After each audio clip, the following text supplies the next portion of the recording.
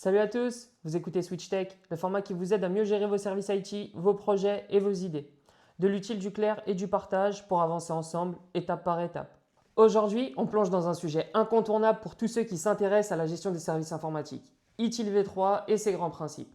Avant d'avancer sur ITIL 4, comprendre ITIL V3, c'est comme poser des fondations solides pour une maison moderne. Dans cet épisode, on explore les grands principes d'ITIL V3, cette version qui a donné une vraie colonne vertébrale à la gestion des services IT, basée sur le cycle de vie. ITIL V3 et son cycle de vie des services. Le cycle de vie des services repose sur 5 phases fondamentales. La stratégie des services, on réfléchit à la stratégie, aux besoins et on identifie ce qui doit être fait pour créer de la valeur. La conception des services, on passe à la planification et à la spécification des services en prenant en compte toutes les exigences. La transition des services, là c'est la réalisation, les tests et la mise en production des services. La stabilité est le maître mot.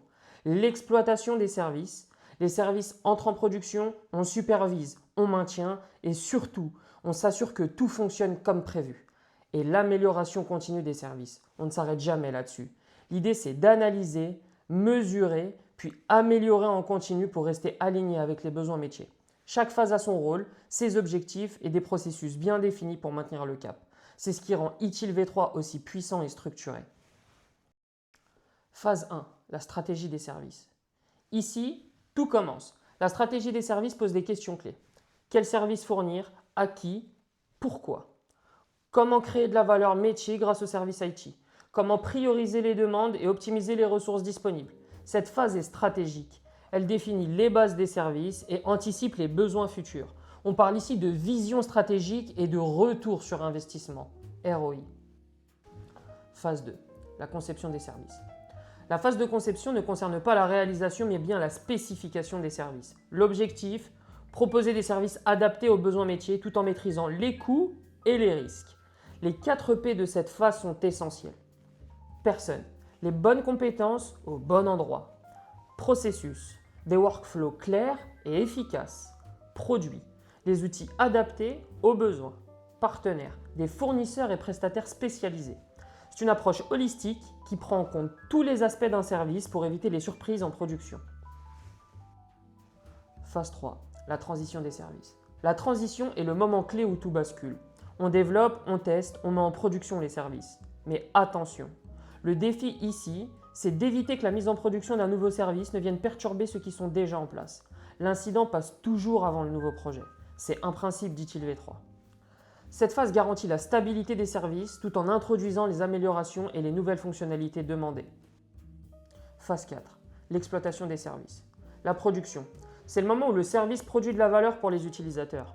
Mais l'exploitation, ce n'est pas juste maintenir, c'est équilibrer des forces opposées. Stabilité contre réactivité.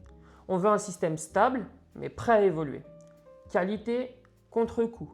Offrir une qualité acceptable sans exploser le budget.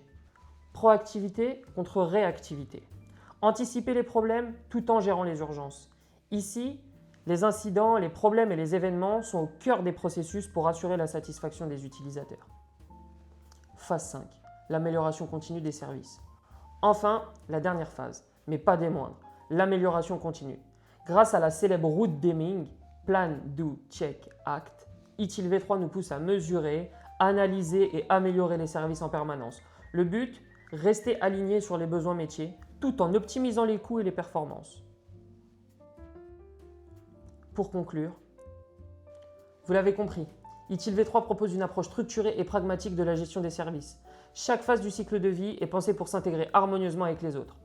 En maîtrisant ces principes, les entreprises peuvent offrir des services IT fiables, performants et en constante évolution.